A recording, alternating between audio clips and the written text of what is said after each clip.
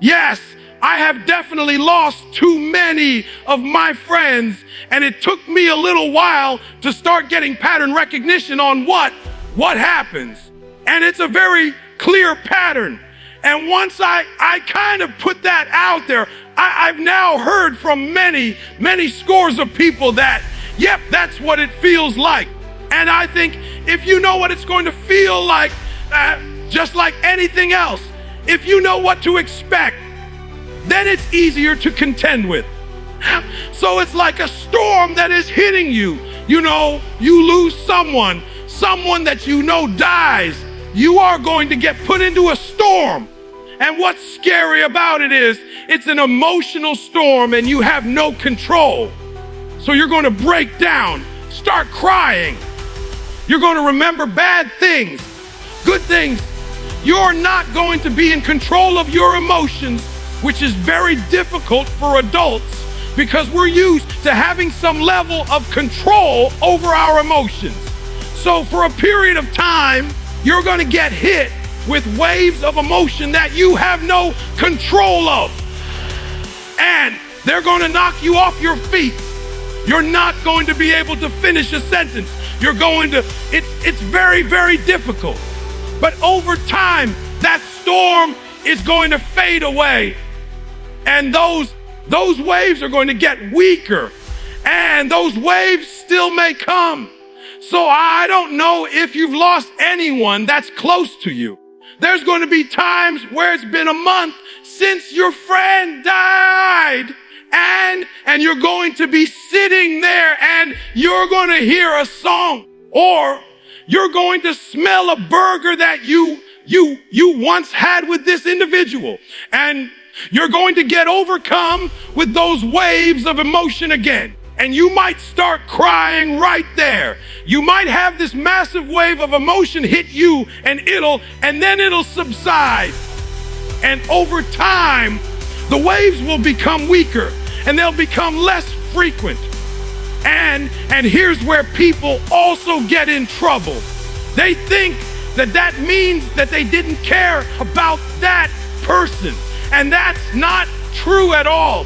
It's just that your mind is processing it and it's okay. So that's what happens. You start off with these huge, uncontrollable, emotional storm. That storm will pass. That's number one. Just know that storm is normal and it's going to pass. And then it's going to still hit you. But over time, those waves of sadness and sorrow are going to get weaker and they're going to get less frequent. And that's okay. That's a good thing. Remember, but don't dwell. So you've got to, you remember your friends, you honor your friends.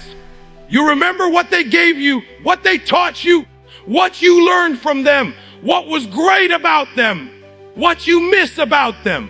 You remember all those things, but you don't dwell in the past and dwell on those thoughts and dwell on the loss all the time, because that's not healthy either. And it's not going to help you. It's not what your friend would want you to do anyways. I like the insight around when you are going through grief and then you stop the sense of guilt that comes through because you feel now somehow that you're doing a disservice to their memory, like you didn't really care or something like that. It helps to, it helps to write about what I've told people to do is write that personal letter and tell them what you loved about them, what you're going to miss about them, how you felt about them, what you regret. You write all that stuff in a letter, put it in an envelope, bring it to their grave and put it there.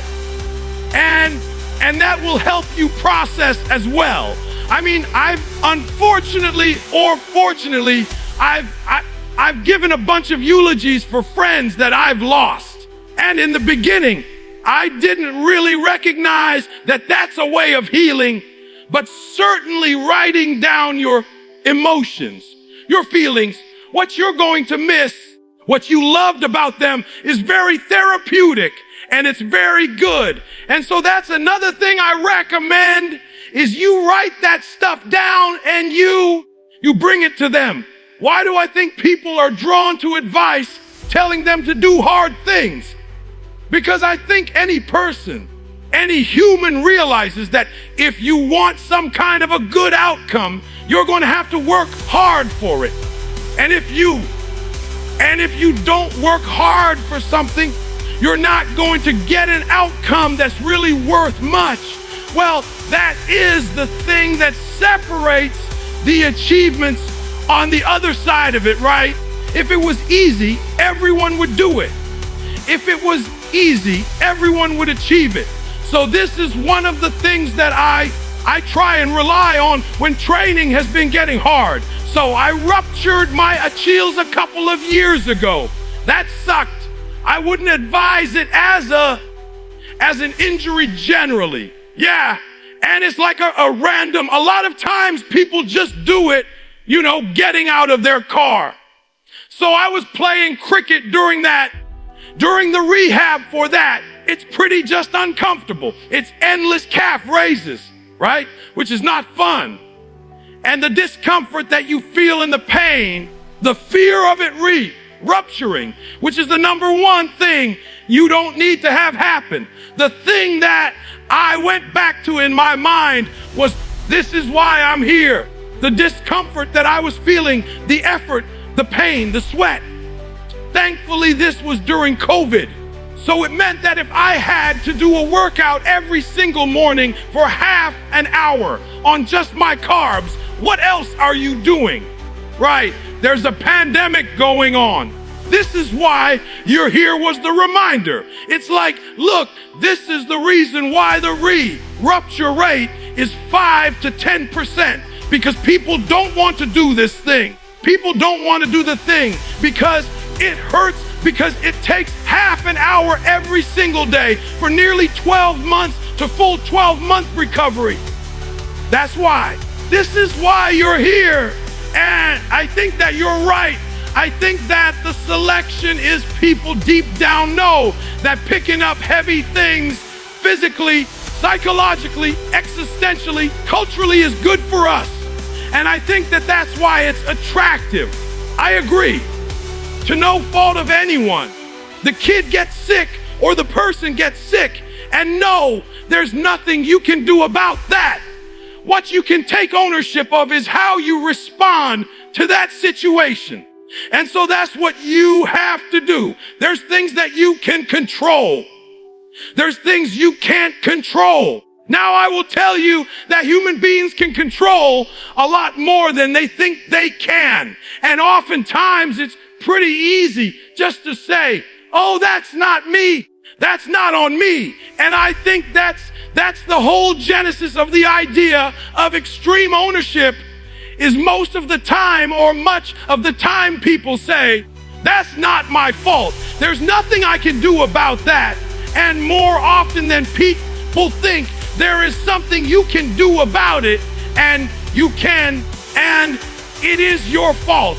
I had said something along the lines of combat was sort of when I most felt alive, and I wouldn't trade it for anything. And I also would say the worst days of my life were in war, losing my friends, and war is horrible. And the way I responded to it, and I asked him, he had anyone and had ever known anyone that had cancer and had come out the other side. And he said, yes. And I said, oftentimes those people say, I wouldn't wish it on anybody, but I'm glad it happened to me, because it gave me such a better perspective about life and about value and about the fragility of life and all those things. And that's the way I feel about combat. I don't wish it on anybody, but I wouldn't give it up. I wouldn't trade it for anything. And so I think what you're talking about is a great way of looking at your past to say, oh, okay, I had some hardships and I benefited from those.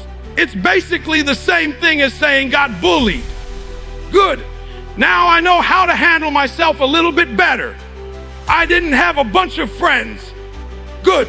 Now I feel more comfortable when I'm alone. Do you have any advice to men that are getting older and becoming chronically aware of that? Yeah.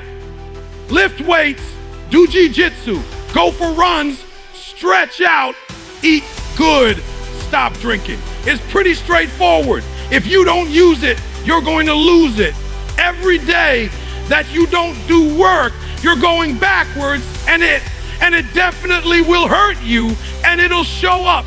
You can't get away with what you got away with when you were 23. It doesn't work.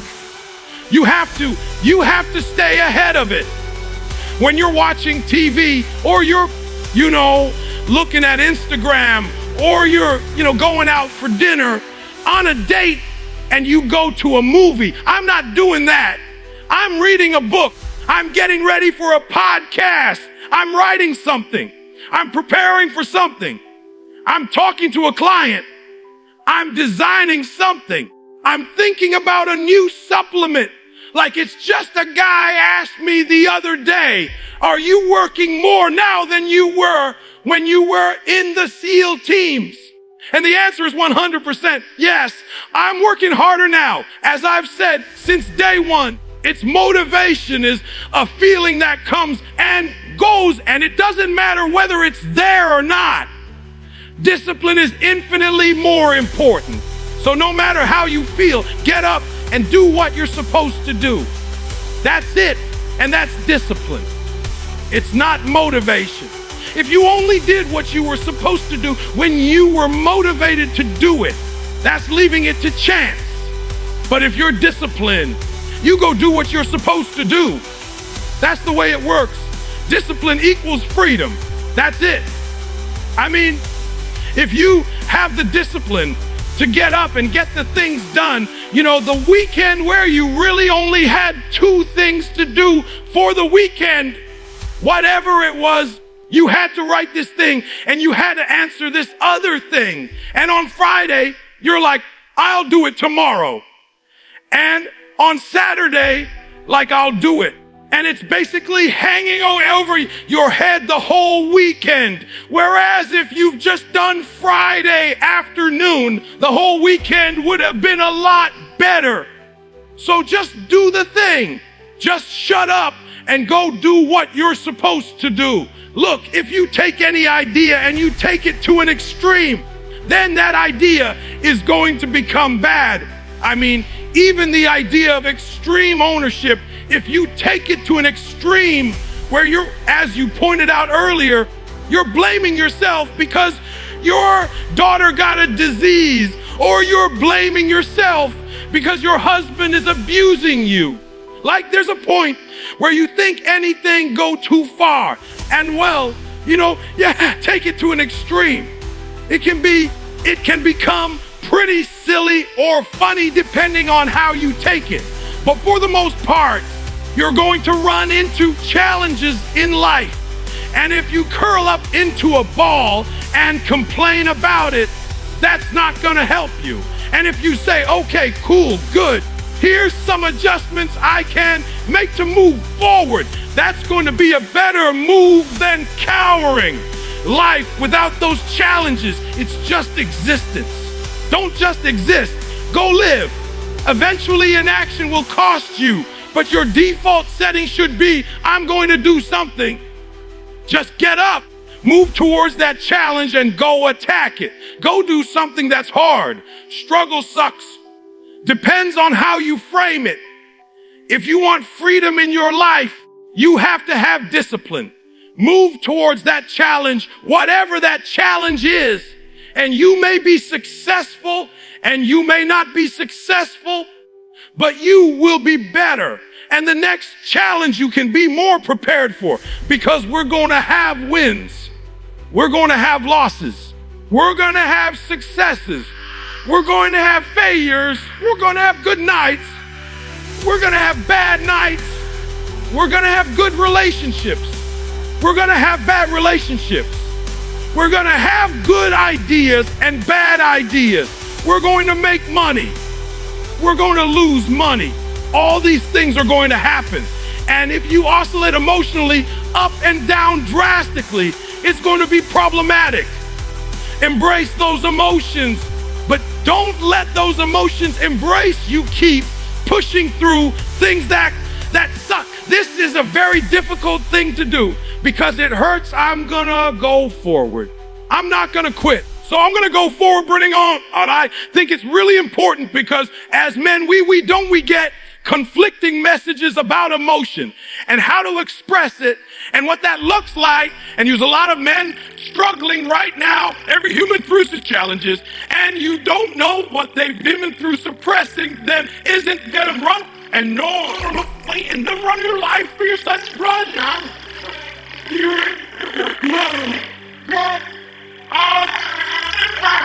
You're gonna make a bunch of bad decisions because you're sad. No, it doesn't work like that. It doesn't work like that. You're sad, okay? You get emotional sometimes, okay? Got it. Now get control of your emotions and carry on with your life. And sometimes you're gonna get hit with those waves, and that's okay. Oh, I'm having an emotional moment right now. There's something wrong with me. No, there's nothing wrong with you. There's nothing wrong with you. The other extreme is, oh, I'm letting my emotions run my life and I'm making a bunch of bad decisions. And my excuse is, well, I lost some friends or I had this traumatic experience happen to me. That's why I'm doing. That's just an excuse. And it's a very easy excuse. Guess what? It's time to carry on. Remember, don't dwell. I'm in control. This is my life. If you are in the problem, you won't see the solution to the problem. Take a step back, detach from the chaos, detach from the mayhem, detach from your emotions, detach from your ego, and be able to assess the best way to execute. That is the job of a leader. If you take any trait of the human being and to take you to an extreme masculine or feminine or otherwise, you take it to an extreme. It's going to be a problem. Is it good to have no emotions whatsoever? No, that's called a sociopath. Is it good to let your emotions run your life and make your decisions based on your emotions? No, that's not good either. What do we want to be? As a human, as a man, want to be balanced. It's much easier to be extreme. It's much easier to say, oh, no emotions, cool, and turn them off. That's easier, or a total emotion mayhem. That's easy. It's harder to find balance. It's harder to find balance in business. It's hard to find balance in life. It's hard to find balance. But you have to be balanced because what I want is for the team to win. So be balanced. You're gonna be okay.